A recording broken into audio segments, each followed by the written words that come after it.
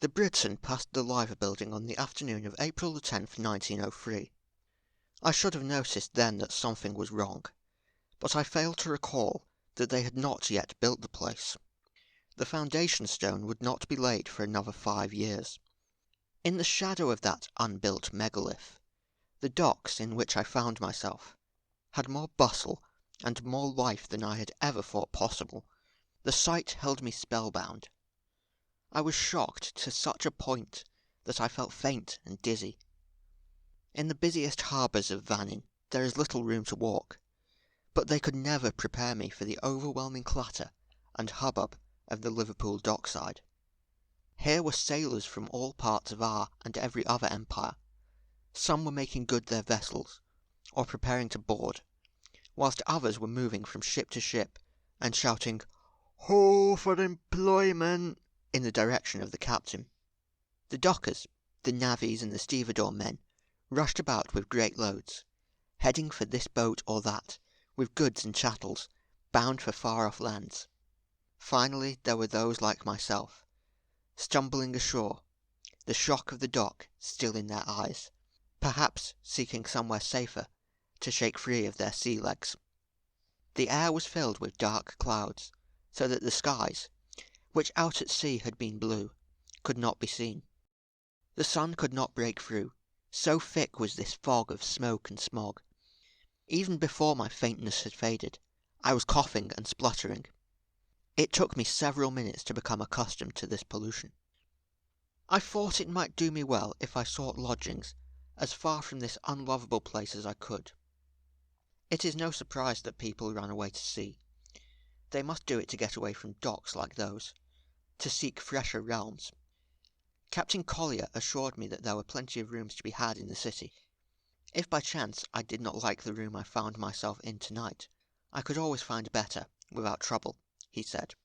Having spent most of my money on the passage from Man, and needing the remainder for lodging, I found I could not afford the twopence for a second-class fare aboard the railway, or for an omnibus. I was therefore forced, with no knowledge of the city, to wander off in some vague sort of direction, and hope for the best. It was a poor district in which I found myself. As I walked, not more than 10 minutes from the docks, the crowds thinned, and for a while I found myself alone amongst this cobbled collection of courtyards and closes. I took random turns, sometimes looping back on myself and getting hopelessly lost. I saw the names on faded, rusted iron plaques, high on the street corners, of Gilbert Street and Lydia Ann Street and Henry Street. All of them were named for people who meant nothing to me, and probably nothing to the people who lived here. Lydia Ann, Henry.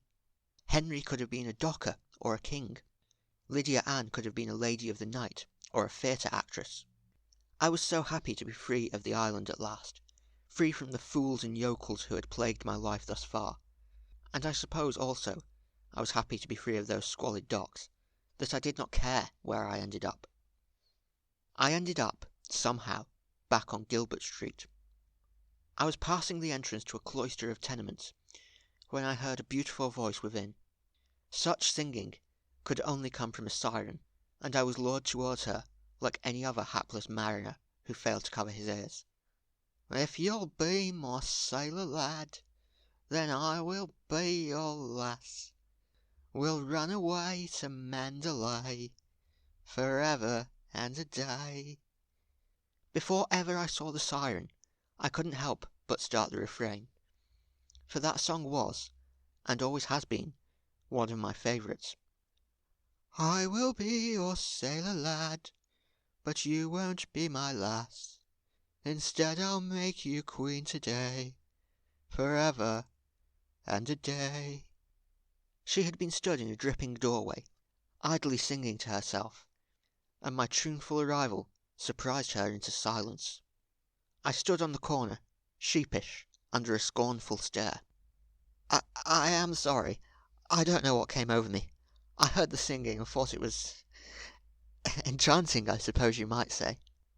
It was crap, lad. I've sung better when I've been blind drunk up to me tits in gin." She cackled, as though that were funny. "You could be in theatre," I said earnestly. I must have sounded like a simpering nitwit. You trying to pick me up or something? If you're after a bit of that, go down to Lime Street and find Mags. She'll rob what's left of your cash for you. Uh, I wasn't actually. I only heard the singing and I suddenly found myself confessing. Get away! That's illegal, that is. Ought to be locked up, you should. She smiled, to show she didn't mean it. She was missing a few teeth. Mind, Mags can get you a bit of that if you asked her nicely. I considered it. I was looking for a lodging house, I said. The lady smirked, and showed me to the end of the close where I had entered. She pointed down the street. Turn left at the end there. Halfway down the street there. Lady called Trentino. Can't miss her. Tell her Flo sent you. I had thanked her, and was walking in the direction of Trentino, when I heard her cry out, What in the name of Jesus? I turned. Flo was staring into the sky, and rubbing her eyes. Sorry, sailor lad, she excused. Just me being silly. Too tired. Been up since dawn. What did you see? I asked. It must have been astounding. Don't tell anyone, will you? They'll think me mad and have me locked up. Cross my hearts and lose a life if I do, I promised. Well, honest to Jesus, I swear I just saw a Liverbird.